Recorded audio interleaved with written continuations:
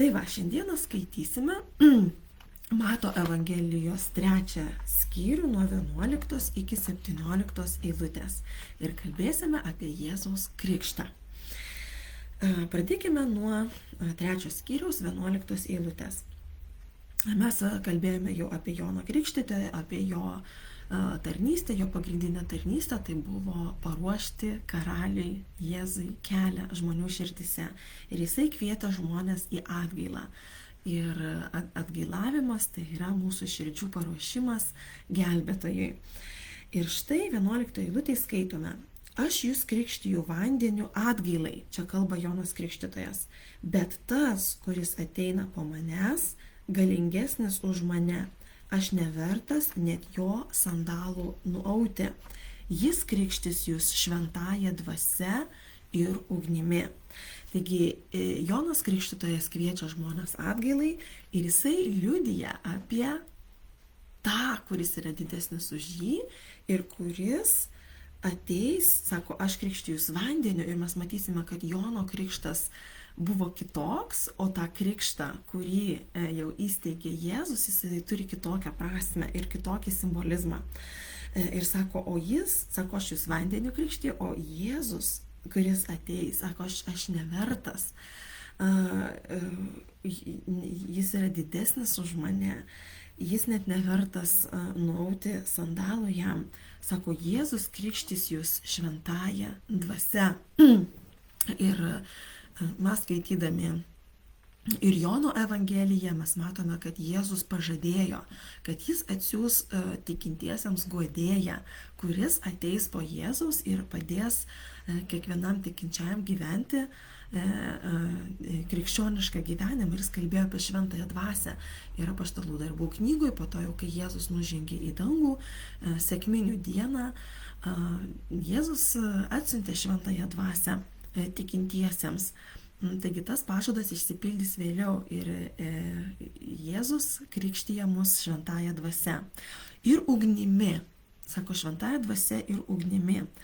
Ir mes kalbėjom, kad ir praeitą kartą jisai, Jonas Krikštytojas perspėjo žmonės, sako, kodėl jūs, kas perspėjo jūs bėgti nuo ateinančios rūstybės. Ir čia vėl minima ugnis. Ir pagal šventąjį raštą mes žinome, kad šis pasaulis bus sunaikintas ugnimi. Ir ateis vis tiek vieną dieną, norime mes to ar nenorime, Dievo nustatytų laikų, ateis galas šitam pasauliui ir pasaulis bus sunaikintas ugnimi. Ir vėl Jonas Krikštytojas užsimena apie nelabai malonius dalykus, bet jeigu mes nežinosime pavojaus, mes nežinosime perspėjimo, tai mes ir nenorėsime eiti pas jokį gelbėtoją, pas jokį dievą. Nuo ko čia man gelbėtis? Nuo artėjančios rūstybės, nuo ugnies, perspėjo Jonas Krikštytojas. 12 eilutė. Jo rankoje vėtyklė, jis vėl kalba apie Jėzų, jo rankoje vėtyklė ir jis kruopščiai išvalys savo kluoną, kviečius surinks į klėtį, o pelus sudegins neužgesinama ugnimi. Ir vėl Jonas Krikštytojas kalba apie ugnį, apie teismą, apie atskyrimą. Ir pas Dievą, kai mes visi stosime prieš Dievą, ir tikintis, ir netikintis. Ir kitose Biblijos vietose mes skaitysime, kad sako, Dievas atskirs žmonės, kad tarsi piemuo atskiria ožius nuo avių. Ir kitokių palyginimų bus. Dievo akise bus dviejų tipų žmonės. Tai yra teisūs jo akise ir neteisūs. Kaip ir čia yra tinkamas grūdas ir yra tik pelai. Ir sako, Jėzaus rankoje yra ta vėtyklė. Dabar gal mažai matome mes kaip vėto tuos kluone kviečius, ar ne? Bet galbūt matėte, kad nors per televizorių, kai meta į orą ir pelus vėjas nupučia, o nubyra tik tai grūdai. Taigi Jėzus turi rankoje tą vėtyklę, kuris, sako, atskirs grūdus nuo pelų. Ir Dievo akise, kaip ir sakiau, bus tik tai teisūs žmonės arba neteisūs. Jisai neklaus, į kokią tu bažnyčią ėjai, jisai neklaus, kuo tikėjo tavo tėvai, Dievas neklaus, ar tu padarei visas religinės apeigas, ar tu buvai labai geras visą gyvenimą. Bet Dievas pažiūrės, ar tu teisus, ar tu esi neteisus. O kas mus padaro teisiais? Ir mes ir toliau skaitysime. Aš išbėgu įvykiam už akių, bet vienintelis Jėzus mus gali padaryti teisiais. Jo auka ant kryžiaus, jis gyveno už mane teisų gyvenimą, kur aš niekaip nesugebėčiau gyventi. Jis buvo nubaustas už mano nuodėmes, jo krauju aš esu apvalyta, nuplauta, paskelbta, nekalta Dievo akise. Taigi Dievas paklauso, o ką tu padarei su mano sūnumi, ar tu priėmė jo auką. Taigi bus atskirimas. Ir tie, kurie, kaip sakant, yra pelai, pelai yra nereikalingi, jie išmetami, sudeginti. Ir vėl tokia labai rimtas perspėjimas žmonėms. 13 eilutė. Tuomet Jėzus iš Galilėjos atėjo prie Jordano pas Joną krikštytis. Ir štai eteryje pasirodo scenoje Jėzus. Mes žinome, kad čia praėjo nuo jo gimimo apie 30 metų.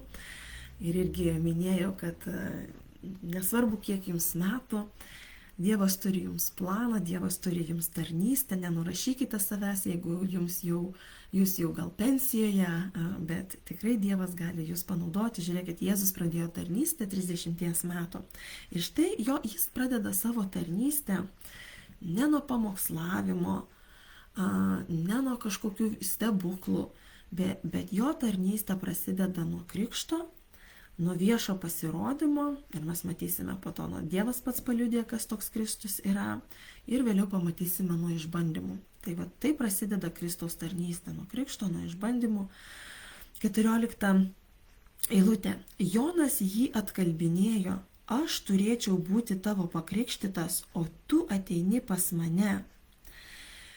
Ir kam reikėjo Jėzui krikštytis? Juk Jono krikštas taigi buvo atgailos krikštas, ar ne? Jonas krikštytojas kvietė atgailai. Ir mes žinome, raštas visiškai paremia tą mintį, kad Jėzus buvo nenuodėmingas, jis nepadarė nei vienos nuodėmės. Kam jam reikėjo krikštytis? Juk jis neturėjo už ką atgailauti.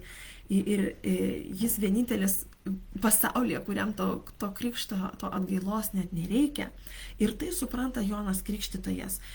Kitoje Evangelijoje, Jono Evangelijoje minima, kad pamatęs Jėzų, Jonas krikštytojas sako, štai Dievo avinėlis, kuris naikina pasaulio nuodėmę. Ir Jonas krikštytojas puikiai supranta, kad Jėzui nereikia krikšto, ir jis jį atkalbinėja.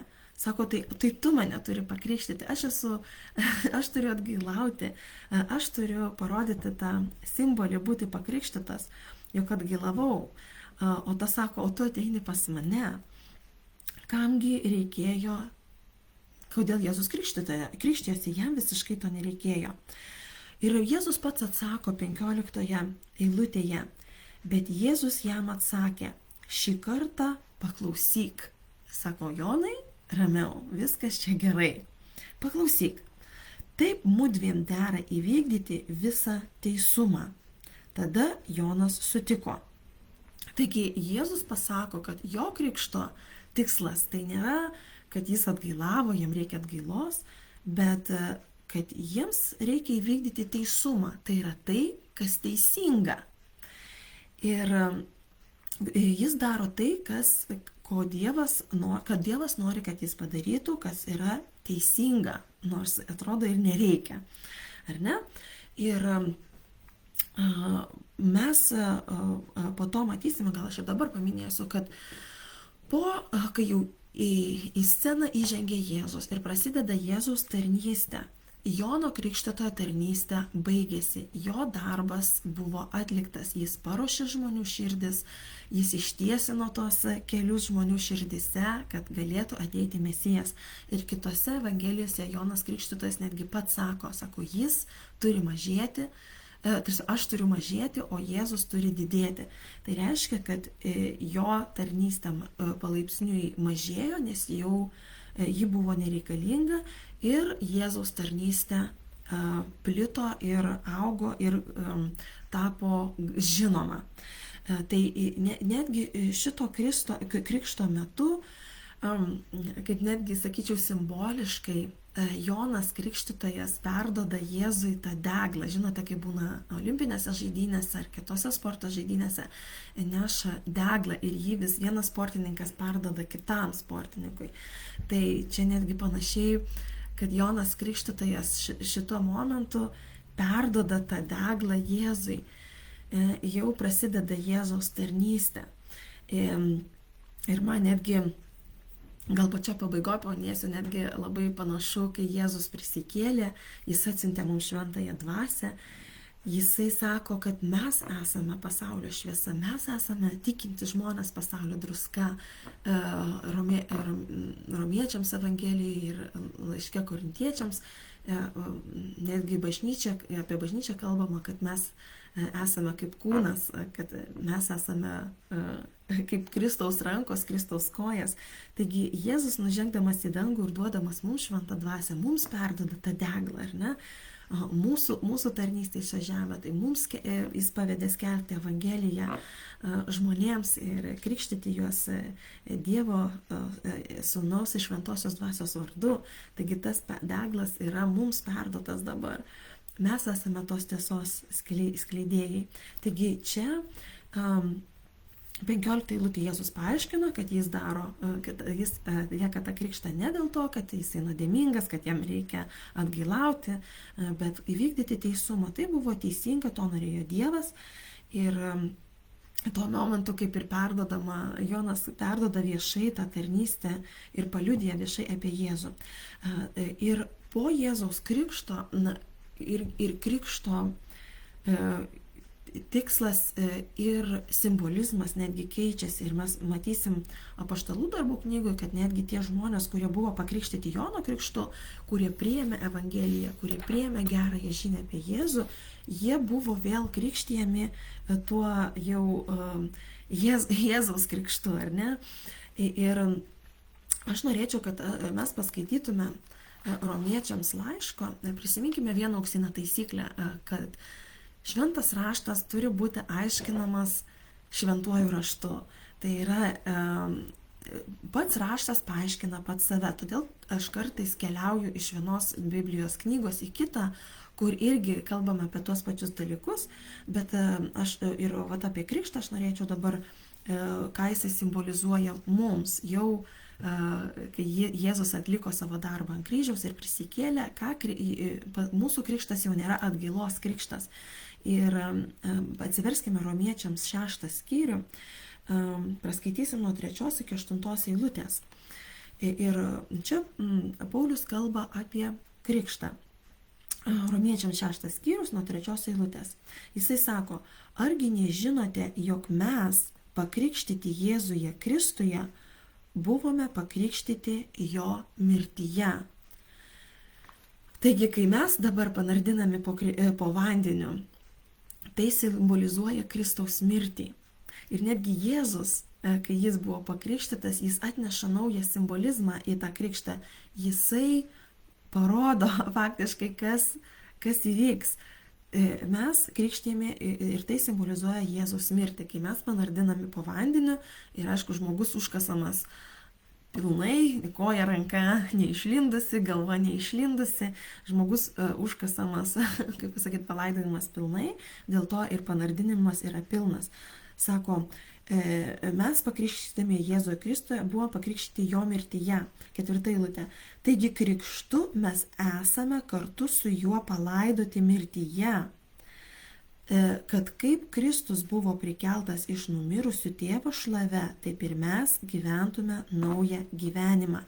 Taigi, kai mes panardiname į vandenį, mes parodome, kad tikime ir mes parodome, kad esame suaugę su jo mirties paveikslu. Vėliau skaitysime, kad Jėzus mirė ir buvo palaidotas, o kai mes išnyrame iš vandens, mes parodome Jėzaus prisikėlimą, kad Jėzus prisikėlė, kad Dievas jį prikėlė iš numirusių ir sako, ir mes parodome, ir vėliau skaitysime eilutes, kad mes irgi mirėme su Kristumi, mano senasis žmogus mirė, daugiau nebe aš gyvenu, manyje gyvena Kristus ir mes prisikėlėme gyventi naują gyvenimą. Taigi matome, kad tas krikštas visai ką kitą simbolizuoja negu Jono Krikštytojo krikštas. Čia yra visai kitokia prasmė. Sako, kad ir mes gyventume naują gyvenimą. Mes krikštu viešai parodome, kuo mes įtikėjome. Mes įtikėjome, kad Kristus mirė, buvo palaidotas dėl manęs, prisikėlė ir lygiai ir mes tuo tikime ir mes pradedame gyventi naują gyvenimą, prisikėlę naujų žmogumi. Toliau skaitome 5 eilutė. Jei esame suaugę su jo mirties paveikslu, būsime suaugę ir su prisikėlimo. Paulius labai aiškiai sako, kad krikštas tai yra paveikslas. Tai yra parodimas to dvasinių dalykų. Žiūrėkite, ir Jėzus savo tarnystėje labai daug naudojo palyginimų, kad parodytų, kaip ir Jono Krikšto buvo paveikslas, vanduo nenuplaudavo nuodėmių, tai buvo paveikslas to, kas įvyko žmogaus širdyje, kad jis atgailavo. O čia dabartinis Jėzaus krikštas tas, jis irgi yra paveikslas to, kas įvyko mūsų širdyje, kuo mes tikime. Tai yra viešas parodimas žmonėm, kas įvyko tavo širdyje. Tai yra paveikslas, sako, jo mirties paveikslas. Ir mes būsime suaugę su prisikėlimo. 6 eilutė. Žinodami, jog mūsų senasis žmogus buvo nukryžiuotas kartu su juo. Taigi, jeigu aš priimu Jėzų kaip savo gelbėtoją, mano senasis žmogus, ta senoji sandra, nuodėminga sandra, kuri gyveno be Kristaus, jinai yra tarsi nukryžiuota kartu su Jėzumi ant kryžiaus, kad būtų sunaikintas nuodėmės kūnas ir kad mes daugiau nebevergautume nuodėmiai. Taigi mano senasis žmogus, mano nuodėmingas žmogus buvo prikaltas ir mirė ant kryžiaus. Ir tas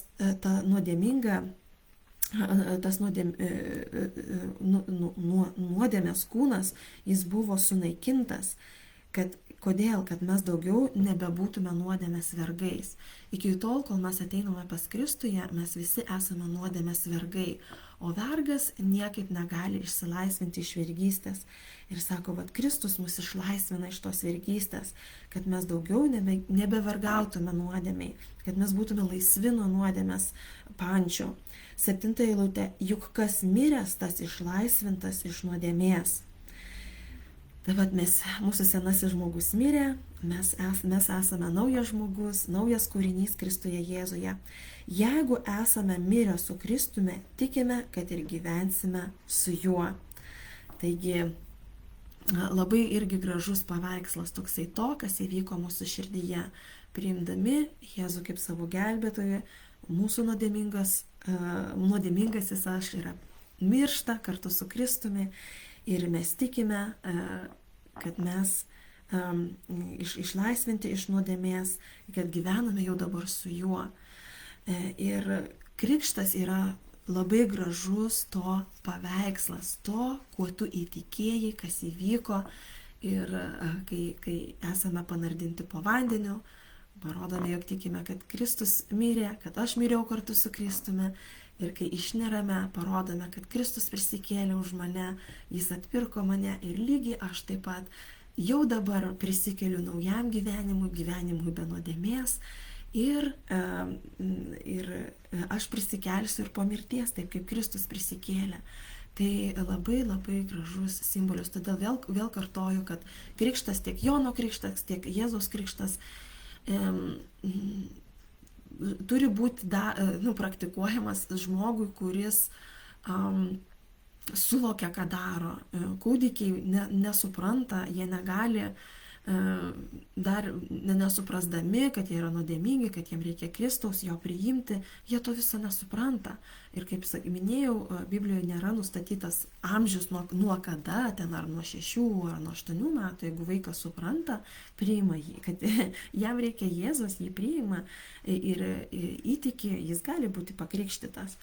Taigi tokia keičiasi krikšto prasmė ir Jėzus kaip ir irgi pats parodo, būdamas pakrikštytas, kas su juo įvyks, jo mirtį, jo prisikėlimą. Ir 16 eilutė. Vėl grįžtam į Mato Evangeliją, 3 skyrius, 16 eilutė. Dar atsiprašau, paminėsiu, Morkos Evangelijoje 10 skyriuje, 37 eilutėje, ten vyksta ginčas tarp dviejų Jėzaus mokinių ir jie prašo Jėzaus, kad jie sėdėtų vienas, Jėzaus karalystė vienas dešinėje, kitas kairėje. Jie taip įsivaizdavo, kad jau čia ir dabar bus Jėzaus karalystė. Ir Jėzus juos sudraudžia, sako, jūs nežinote, apie ką jūs kalbate, sako, jūs nesuprantate, kokiu krikštu aš esu krikštijamas. Ir jis kalba apie tą kančią, apie tą mirtį, apie tą krikštą. Sako, jūs nesuprantate, kokiu krikštu man reikia būti pakrikštytam, tai yra mirtimi. Ir jis panardindamas irgi parodo, kaip ir kas įvyks, ir parodo, aišku, mums pavyzdį. Taigi, 16 eilutė Mato Evangelijos 3 skyriuje. Pakrikštytas Jėzus tuoj išbrido iš vandens. Ir vėl parodo, kad jis nebuvo krikštytas tik pašlakstytas ten, ar tik tai jam galva apipilta, bet jis išbrido, aiškiai, vandens buvo daug, išbrido iš upės, išbrido iš vandens. Ir štai jam atsivėrė dangus ir jis pamatė Dievo dvasią sklendžiančią žemyn, it balandį ir nusileidžiančią ant jo. Taigi po krikšto yra viešas pačio Dievo liudijimas, kas toks Jėzus yra. Prisiminkite, jog ten buvo ir daugiau žmonių, ir pats Jonas Krikštytojas, ir kitoj Evangelijoje rašoma, kad ir Jonas Krikštytojas matė šitą ženklą Dievo. Ir jau irgi atsiranda, kaip ir kalbama apie Dievo dvasią, apie šventąją dvasią. Ir Jėzus, šventoji dvasia ir Dievas tėvas yra du atskiri asmenys, jie nėra vienas. Ir čia būtent šitoje vietoje matome, kad štai yra Jėzus ir šventoji dvasia nusileidžia žemyn ant jo. It balandis, tai nereiškia, kad šventoji dvasia yra balandis, jis sako, pavidalu buvo panašus į balandį, tai reiškia buvo matoma šventoji dvasia ir nusileidžia ant jo, 17 eilutė. Ir štai balsas iš dangaus prabilo, šitas yra mano mylimas sūnus, kuriuo aš gėriuosi. Ne, kad Jėzus va šiuo momentu tapo mano mylimu sūnumi, bet jis yra mano sūnus, visada buvo, yra ir bus mylimas sūnus. Ir štai mes matome tą trejybę. Aišku, Dievo žodėje nėra tokio žodžio trejybė, bet mes žmonės, norėdami paaiškinti, labiau naudojame tą žodį. Štai yra Jėzus, Dievo sūnus, šventoji dvasia nusileidusi ant jo tuo pačiu metu. Ir tuo pačiu metu Dievas, tėvas kalba iš dangaus. Štai jis yra mano mylimas sūnus, kuriuo aš gėriuosi. Ir tokiu būdu paliudijimą ir kitose evangelijose kalba, kad ir pačiam Jonui tai buvo užtvirtinimas, kad čia yra būtent tas karalius, kuriam jisai tiesia kelias, kad jis ateina, jau atėjo, prasidėjo jo tarnystė ir tas deglas perdodamas Jėzui ir Jėzaus tarnystė prasidės. Ir rytoj kalbėsime apie Jėzaus išbandymą. Mes pamatysime dar vieną veikėją, kuris scenoje pasirodo, tai yra velnė ir šėtoną. Kartais galbūt žmonės galvoja, kad čia velnės yra tas toksai piešinėliuose raudonas su ragiukais, su degyte ir su šakėm. Ir manau, velnės čia labai gerai irgi darbą nudirbo, vaizduodamas save tokį kaip pasakų herojų, filmukų herojų. Ir žmonės to nepriema labai rimtai, bet velnės yra irgi labai tikras, rimtas asmuo, pavojingas. Ir mes rytoj, kaip sakant, su juo susipažinsime labiau, su jo taktika. O šiandieną tiesiog tiems, kurie priėmė Jėzų kaip savo gelbėtoją, kurie pasikrikštijo po Evangelijos priėmimo, prisiminkime, jog mes, kaip ir Paulius sakė, mes prisikėlėme gyventi naują gyvenimą, nevergauti nuodėmiai, deglas buvo perduotas mums per šventąją dvasią, kurie esame pakrikštyti ir esame pasaulio šviesa, apie kurią Jėzus kalbės, esame pasaulio druska, nepamirškime to, nepamirškime, kokią misiją mums Dievas pažadėjo.